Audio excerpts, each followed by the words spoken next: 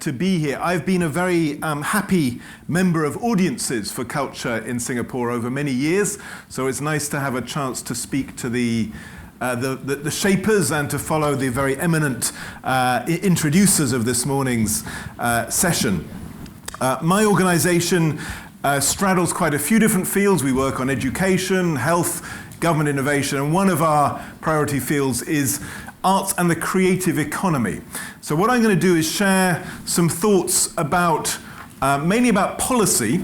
I don't really have any predictions on the future of culture itself, perhaps for the reasons just said. None of us can really know what the future of culture is, but I will talk about how maybe we can be better prepared and some of the ways policy instruments can be adapted to the likely patterns of the next few years. So I thought I'd start off with just a list of some of the things which cultural policymakers have tried to be achieving over the years. And as you can see, they range from nation building to a belief in art for art's sake, protection of heritage, giving groups, often minority groups, voice, community development, and then more recently, more of a focus on growing a creative economy as part of industrial strategies, technology frontiers, and in some countries, happiness, helping people experience joy. So one question to all of you is, what might be on that list in 5 or 10 years' time? Is it going to change, or is this roughly the landscape we should still expect to be in? There's then all the changing tools which agencies and governments have had. And this is a long list. In many places, buildings play a crucial part, and we are obviously in an iconic building here. There's, in some countries, the biggest focus is on experience in schools, developing festivals or clusters. I won't go through the whole list. And as you can see, again, as you go down the list, perhaps some of these are the newer tools and methods which are being talked about, ranging from different approaches to metrics and measurement. I'll talk a bit about R&D in culture and use of data tools to understand what's happening, and indeed for organizations like this to manage their relationships with audiences. So again, a question to all of you, perhaps on Pigeon, is, what might be added to that list? How are the changing goals and means changing? So I'm going to talk through 3 or 4 areas of our current practice, which are our attempts to engage with the frontiers of culture and be relevant not just to 2019, but to 2025 and 2030. And I'm going to begin with research. We have quite a large research team in NESTA trying to make sense of trends. And in the cultural field, we've mainly focused on 3 areas: skills and talent, valuation of culture, particularly working with our Ministry of Finance, and then geography. Where is creativity happening? I'm just going to focus on the first of these, but we may come back to the others later. So first of all, in terms of trying to understand skills and talent and the labour market for culture, we've developed a set of measures of creative jobs, which have now been adopted by the government, which show, as you can see in this chart, quite large employment in creative jobs, both within the classic creative industries, theatre, design, advertising, music, but about the same number in the rest of the economy. And we also see these are growing much faster than the average. So even though this is not that much more than 10% of jobs now, it is growing decade by decade quite steadily. And so a crucial issue for policy on the creative economy in this wider sense is, how do you sustain that? How do you maintain flows of talent, get schools developing the right skills, and so on? Quite interestingly, although some of these skills are very clustered in particular industries, obviously ones like design, there are some creative jobs, this is what this diagram is meant to show, right across everything from engineering to construction to healthcare. So it's both concentrated but also distributed. And what I'm going to share in the next few slides is some work we did a year or two ago with Oxford University, Pearson and others, looking at the US and the UK, looking at likely trends in jobs in the next 10 or 15 years, and what that implied for education now, preparing young people for the future. This list summarizes what we predicted to be the skills most likely to be in greater demand in the economy as a whole in 12, 13 years' time. And as you can see, things like fluency of ideas, originality, creativity are absolutely core there. And it's one of the reasons we are having a big debate in our education system about whether it is too focused just on knowledge acquisition and transfer, not enough on these kinds of competences, which are, of course, absolutely core to most creative activity. In the more detailed analysis of jobs, we found actually creativity is the single best predictor of an occupation growing in the next 10 years. There are many others, I won't go again through all the detail there, but this is something happening in our economy much more generally, perhaps because of automation, AI and so on.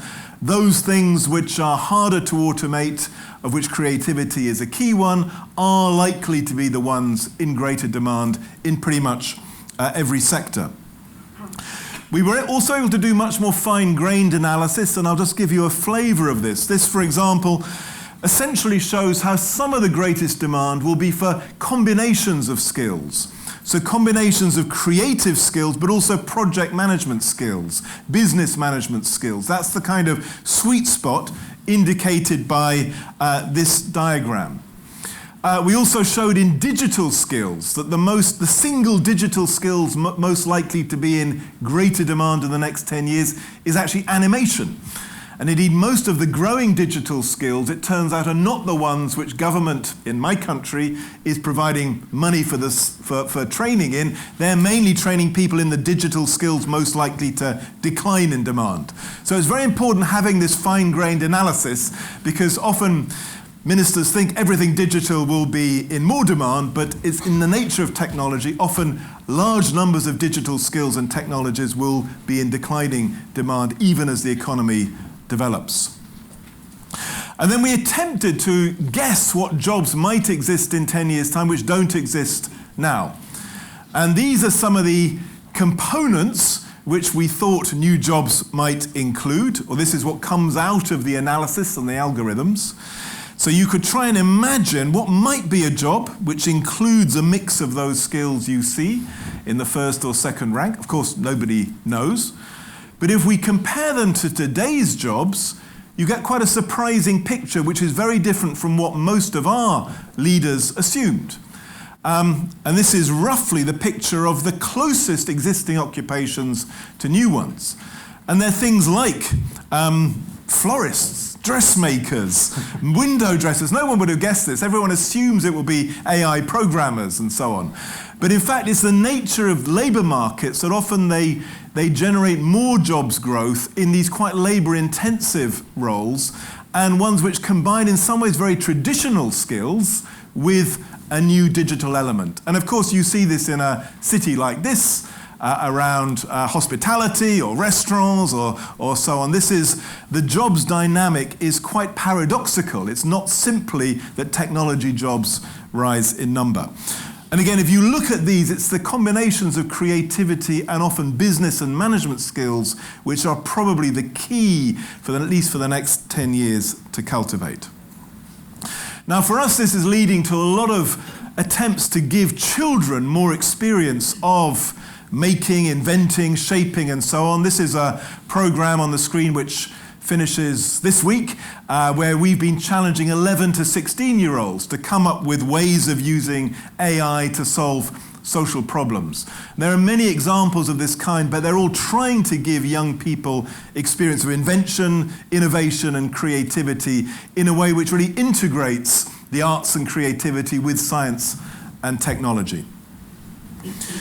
So the next thing I wanted to talk about was how to bring in innovation and R&D to the arts. So our arts organisations and our arts funders in the UK at least have no tradition of funding systematic R&D. We do it for aerospace and pharmaceuticals and nanotech, but not for the arts. And we've been trying to see if it's possible to develop an R&D methodology which can straddle the arts and an industry. And obviously this is a period of extraordinary creativity on the boundaries of augmented reality, virtual reality, AI, and so on, and amazing things happening all over the world in that space. The method we developed to try and accelerate action on this was creating what we called the Digital R&D Fund for the Arts, mainly funded by our Arts Council, but also with our academic funding body, the Arts and Humanities Research Council, as a partner.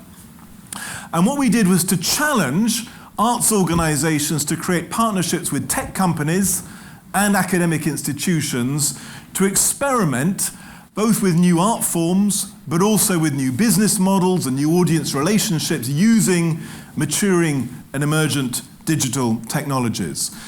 We ran about 52 projects. This summarizes some of the things which came out of it. And I'll just give you a flavor of the sort of stuff that led to. So one whole strand was on mobile. How do we actually really accelerate use of the smartphone as a device, both within galleries and museums, but also linking into audiences? And if you visit London, probably the most visible bit of that is the top one there, talking statues. So now there's a QR code on most of the statues, so you can talk to the person that it's a statue of. Obviously it's not really them because they died 200 years ago, but it's an actor pretending to be them. And it sort of animates the public realm. And there are lots of other examples of this. And in a way what that really so clarified is, in a period of enormous investment in R&D around smartphones, almost none of it was being done by the arts sector. So this ubiquitous technology was really remaining very underused from an arts point of view. Other fields we looked at were data, again funding a whole series of experiments, helping organizations use data in different ways, experimenting with business models, new kinds of micropayments and so on, and accessibility, experimenting with, for example, haptic technologies for experience of theatre. And in some ways that's about the most creative space perhaps at the moment, is thinking about how you get round disabilities, but to create new art forms and actually to break boundaries, which may then be relevant to the whole of the rest of the audience too. These are some current things we're doing this year. There's a whole program called the Audience of the Future, working with Royal Shakespeare Company, Magic Leap, Punch Drunk. You may know some of these with demonstrators in 2020, which will be happening in London. And we've also been trying to understand potential uses of the arts around social issues, particularly mental health. How could we be using, again, VR, AR, and so on, as part of therapeutic programs for different kinds of mental health issue. And there's a whole other strand around dementia as well, the use of the arts within that context. It's a very dynamic field globally, this, somewhat short of hard evidence, which can really persuade sort of the health ministries to fund it. And so a lot of what we're trying to do is both experiment, but also measurement, assessment, evaluation, and evidence. And a few weeks ago, we launched one of my favorite projects, which is a prize around new forms of storytelling. And in a way, we're trying to sort of challenge both creative people of all kinds and partnerships to imagine what might storytelling look like in 5 or 10 years' time. Some of this will be very technological, and we now have in the UK as a national immersive storytelling centre and network. But our guess is some of this may be very almost anti-technological, almost getting back to the fireside. And anyway, we'll see what comes out of it. And again, this will be next summer in the UK. I hope there'll be lots of things to show from it of the boundaries of storytelling, because storytelling is still absolutely crucial to our daily lives, absolutely crucial to the creative economy as well. We think in stories as human beings. Next, I'm going to talk about finance, much more boring than storytelling, but many of you live and work around the use of money. And we've been trying to find ways of making money go further. Traditional arts funding, certainly in most countries I know, has hardly changed in 30 or 40, 50 years. It essentially is all in the form of grants given to organizations for particular purposes.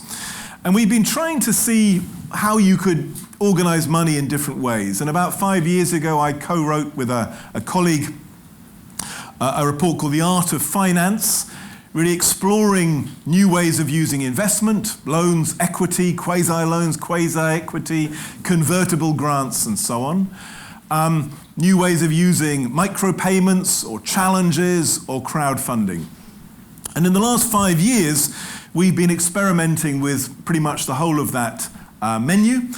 In 2016, we launched a thing called the Arts Impact Fund, which brought together a group of investors, including the Arts Council, but also Bank of America, and us, and we managed it, using, essentially, it's a loan finance a service for arts organizations to help them grow or grow development, new projects, where they have to generate a financial return, an arts impact, but also a social impact. And we measure all three of those. And it was a smallish fund, 7 million initially, and I'll come on in a second to what's happened to it. We've experimented then with different kinds of accelerator, using accelerator models, with matched crowdfunding, quite a big experiment now in London on that, where, in a sense, organizations are committed money, public money, so long as they can demonstrate they can match it through crowdfunding from their audience. And we've developed a series of other sort of smallish funds on development finance, early stage finance, and so on for arts organizations. And right on the bottom left, we will, I hope, next week announce the closure of our new £30 million Arts Impact Fund, which is the follow-on one on essentially a combined commercial public philanthropic fund for investment in arts organizations. Mainly because the first fund has actually worked really well. We've funded lots of good projects, default rates are very low, and everyone is basically happy with it.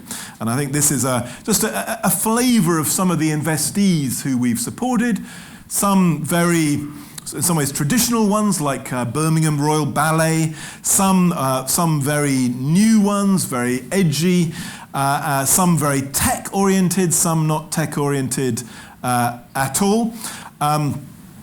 One of our favorites is the one you'll see in the middle there, the National Holocaust Center, which is a really interesting project using holograms, essentially, to record Holocaust survivors, and then using AI, natural language processing, so that children can have a conversation with Holocaust survivors long into the future after they're dead. And so that's quite originally that was done as an R&D project, but because it's worked very well in terms of bringing in audiences, we've then been able to give a loan to the National Holocaust Center to help them grow and scale that by essentially selling the technology to other galleries and museums. So that's, I hope, a flavor of some of the ways money can be used to go further. I still expect most funding from arts agencies will be grants, but I think, and what we've been arguing is at least 10-20% of funding should be using these new tools, and especially if they can be revolving funds where you get the loans back, obviously that achieves more impact per dollar, pound, euro, and so on. Next, I'm just going to say a little bit about what we've been doing around the capacity of the field to think, to grow, to absorb. So one thing we've been doing now for the last 4 or 5 years is a regular survey of all arts organisations in the UK called Digital Culture. And it's very simple in a way, but it looks in detail at how much they are using the sort of things I've described, mobile, data analytics, etc., to try and provide a picture of where the gaps are, the problems, in order then to feed into the work of the Arts Council and others in providing detailed skills support to help the sector skill up. And essentially, certainly in the UK, we found the arts world was way behind business in terms of both investment and capacity, and some way behind the mainstream public sector as well in terms of literacy, fluency in using new digital tools.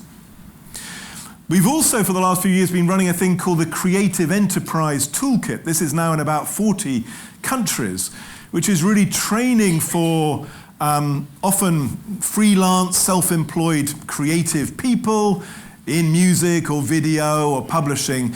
And this helps them learn basic business methods, how to do business planning, marketing, finance, investment, etc. It's all of this is freely available, I should say. And this has been run from Brazil to Russia to South Africa, and turns out to fill a really important need. It may not be so much of a need here in Singapore, but in many countries, that often quite simple support, tailored though to the mindset and experiences of the creative entrepreneur, is not there. And yet learning a few basic skills hugely enhances their capacity to make a living, grow a business, and so on. And then probably very relevant to today's discussion, last year we produced for our Arts Council a survey called Experimental Culture, which was trying to predict, or at least map scenarios for the next 10 or 15 years, what might be likely to happen to the everyday practice of culture. Again, this is freely available on our site, and looked at a number of different fields, including what maturing technologies, what effect would they have, different business models, financing arrangements, different kind of audience relationships, and different hybrids of both hardware, commercial culture, and subsidized culture. So I won't go through the detail, but if you're interested, it's very readable. And we developed it mainly then as a prompt for discussions like this to help people think about what bits of that may be relevant to their practice. So to summarize that, in terms of where I think future policy may be going, I think we will see more and more work to better understand and act on these boundaries of the arts, creative economy, education, what's needed, what's growing, what skills are needed, what mindsets are needed. This is, in some ways, we're seeing a much more integrative period where in the past these might have all been run by very separate silos, schools ministers, arts funders, industrial strategy. We're beginning to link them together. And so one good symptom of that in my country is in the last year, as part of the government's industrial strategy, there is an R&D allocation based on what we've been doing for the immersive sector, essentially for things like virtual reality. And that's being done in a much more integrative way, using what in the past would have been very much economic funding methods to support essentially new kinds of storytelling and experience. And I guess that in a way is the sense in which the R&D methods, which are normal in science, are now being brought into the arts and helping bring them together. I hope we will see more experiment with better ways of using money. Our pilots are still quite small scale and quite marginal, but I think they will grow. And then crucially, we have to help everyone in the field gain the capacity to change, the confidence to try out new tools, even though many of the purposes and goals may be very traditional ones about community cohesion and bonding and protection of heritage and so on. I want to end with, though, just two sort of thoughts for the future, perhaps to prompt some of our discussions. And the first of these very much echoes the keynote from Ms. Go. And this is looking at time and the prospect of liberated time. So the chart up there is a life expectancy chart going back, is that 500 years? And as all of you will know, at the moment, in most countries, life expectancy is carrying on upwards fairly healthily. Children born today, I'm sure in Singapore, can reasonably expect to live to 100. Some countries it's going down a little bit. In fact, in the UK, it's stopped going up, but there are very specific reasons for that. overall we can expect much longer lives in the next few decades. And then the other trend, which may not apply here so much, but in the rest of the world, is declining working time. This is a 200-year chart. Do any of you work less? Probably not in this room, I can tell. In the Netherlands, for example, the average working week is now 29 hours.